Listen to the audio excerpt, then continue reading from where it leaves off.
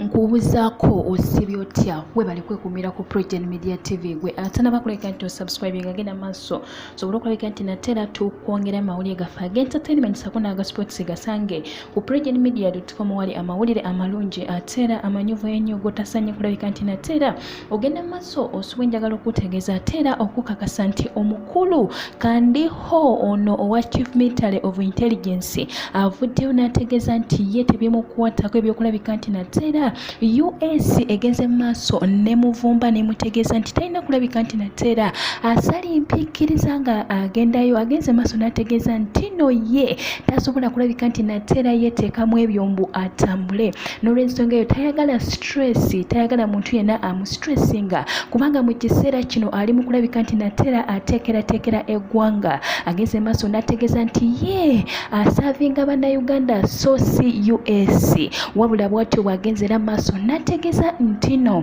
ye ebimu stressinga saa zino byakulabika nti natera bali mu Kongo bakola nteekateeka za kulabika nti ebikolwa eby'obutujju bivaawo mu ggwanga lyattu Uganda n'olw'ensonga eyo tayagala muntu yenna amustressinga ebyo bya US okulabika nti natera bamwevumbyemu tebyemukwatako ageze maaso n'ategeeza nti tebalina kye bayinza na kumukolako omukulu ono nakutegeeza n'enkugamba nti bamuvunaana ebikolwa ebibi ebyokulabika nti natera batulugunya bannayuganda okubajjako eddembe lyabwe ery'obwebange n'ebikolwa ebibi ebyokulabika nti natera omunnayuganda ta exercisinga democracy tewaliwo nkola nnungamu nnungi egenda maaso na byakulonda mu ggwanga lyaffe Uganda n'olw'ensonga eyo US evuddeyo ne musanctioninga oba ne mwevumbamu ne mutegeeza nti kandiho munnange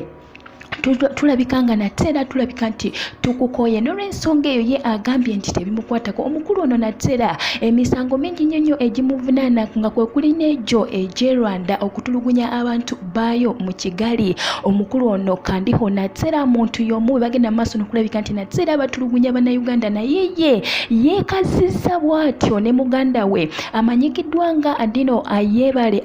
Adonio Ayebare agenze maaso n'ategeeza n'agamba muganda we talina musango gwonna gwe yali aziza n'olw'ensonga eyo bamulanga bwemage omukulu ono Ayebare atudde ku kitebe ekikulira ekigenda maaso n'okulabika nti kiteeseza Uganda ne UN agenze maaso n'agamba nti bamulanga bwemage talina musango gwonna gwe yakoze naye ye mwennyini kakola misango ono kandiho agambye nti nedda nze temujja kuntiisatiisa byemwogera tebiriyo temujja kulabika nti natera nze muneekalizaamu n'olw'ensonga eyo naye abeekalizaamu n'abagamba nze nedda temujja kulabika nti temulina nakye munkolako kubanga nze ndi munnayuganda ate ngenda kutambulira wa munzigyeko akajjanja bw'atyo bagenze maaso natera n'addiza US olw'ensonga z'okulabika nti natera egeze maaso nemwevumbamu negenda maaso nemugana okulabika nti natera ayina gy'azungira bamugambye gundi soka